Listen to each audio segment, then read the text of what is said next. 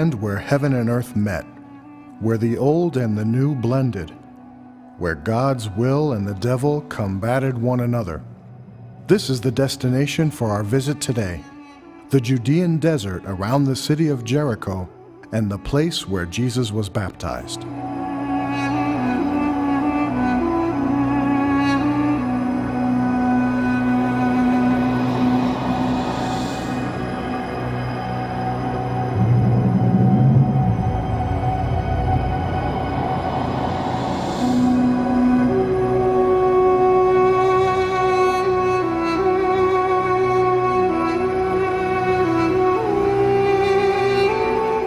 In those days, Jesus came from Nazareth of Galilee and was baptized by John in the Jordan.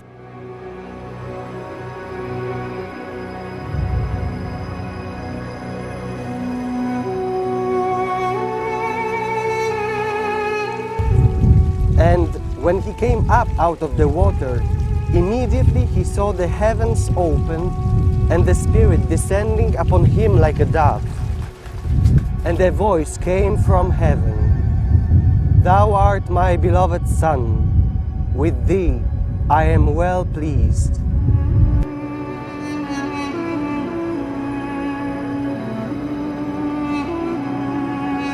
Father, Jesus was baptized when he was about 30 years old. Where was he before that? According to the Gospel, Jesus lived in Nazareth with Mary and Joseph, his parents, to whom he was obedient.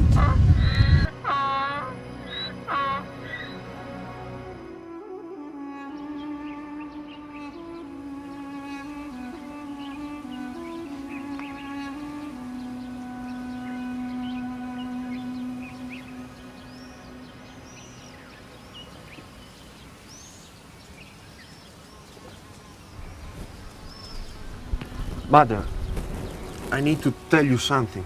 What is that, my son? Tell me. Mother, it is time for me to start the mission which my father has given me to accomplish. Hence, I have to go to the land of Judea and meet John there. I have heard that he is baptizing there at Enon. My son, I'm coming with you. You don't need to come with me, because after I meet John, I won't stay alone and pray to my father in the desert of Judah for some days. If you had to stay some time there, then I had to prepare something for you to eat while you are there. Don't worry about that. My food is to do the will of the one who sent me to finish his work. After being baptized by John and having heard the heavenly voice, Jesus was led by the Spirit into the desert. There he stayed for 40 days and nights, fasting and praying to his heavenly Father. During his 40 days in the Judean desert, since he did not eat anything, Jesus was famished. Then Satan came to tempt him.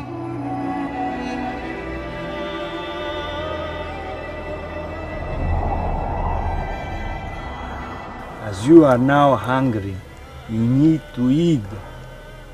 If you are the Son of God, command these stones to become loaves of bread.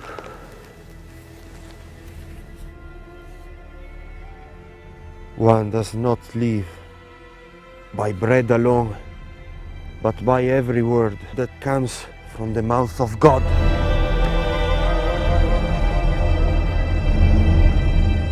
The devil then took him to the holy city and set him on the parapet of the temple. If you are the Son of God, throw yourself down, because it is written, "The angels of the Lord will bear you up, so you will not dash your foot against a stone." Again, it is written, "Do not put the Lord your God to the test." In the temptations of Jesus in the desert, the devil uses tactics and arguments that seem noble and admirable until you see the intentions and the ideas behind them. In order to succeed in his temptations, the devil uses contexts and situations which seem convincing. The sites where the temptations took place are part of his tactics to carry out his mission.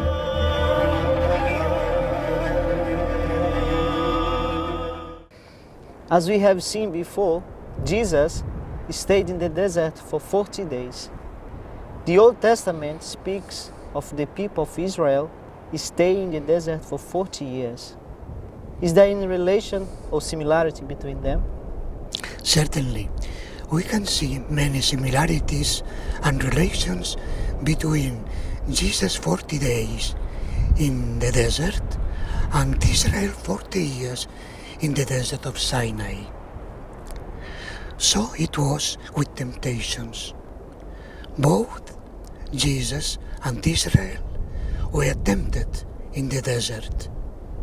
In both, the obedience to God's will was tried. Is it because there are no burial places that Moses brought us out of Egypt? When we were there, we have all kind of food that we wanted, and we ate. Here, we and our children are dying of hunger. Why did Moses bring us out of Egypt? Yes, it would have been better for us to stay in Egypt with our stomachs full than suffer here. When we were in Egypt, our neighbors had their gods with them. We too need a god like theirs. So why don't you make a god for ourselves? Let us collect all the gold we have and let us ask Aaron to make us a calf so we can see and worship. Yes, this is very good. Let us go to our people and collect all the gold that we brought from Egypt.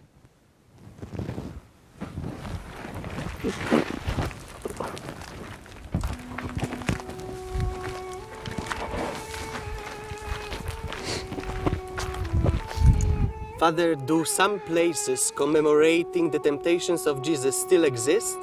The Carental monastery, built on the place considered by the Gospels as the highest mountain where Jesus suffered one of the temptations. And Christian tradition sets the place of the third temptation of Jesus on the cliff above the ancient city of Jericho.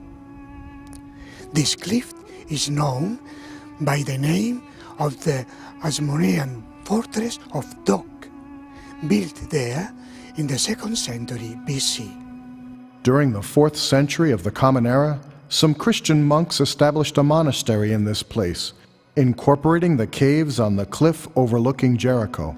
The name Quarantal is a mispronunciation of the Latin word quarantena, meaning 40, signifying the 40 days Jesus spent in the desert fasting and praying. Today it is the seat of a Greek Orthodox monastery and is visited by thousands of pilgrims who come from all over the world. The monastery can be approached from the outskirts of Jericho either by foot or by cable car. Within the monastery, one of the most interesting things to see is a rock, believed to be where Jesus sat when confronting Satan's temptations. Do you see the beauty and splendor of all the kingdoms of the world? They belong to me. If you worship me, I will give it to you. Go away, Satan, because it is written, worship the Lord your God and serve only him. At this time, Satan was exasperated at Jesus' resistance to his temptation and left him with the intention of returning at another opportune time. On one hand, temptations can lead us into failure and discouragement. On the other hand, they can also be an opportunity to show our fidelity to God and to His will as Jesus did. The devil never stops tempting us. He only looks and waits for an opportune time. Therefore, we have to be constantly alert and watchful.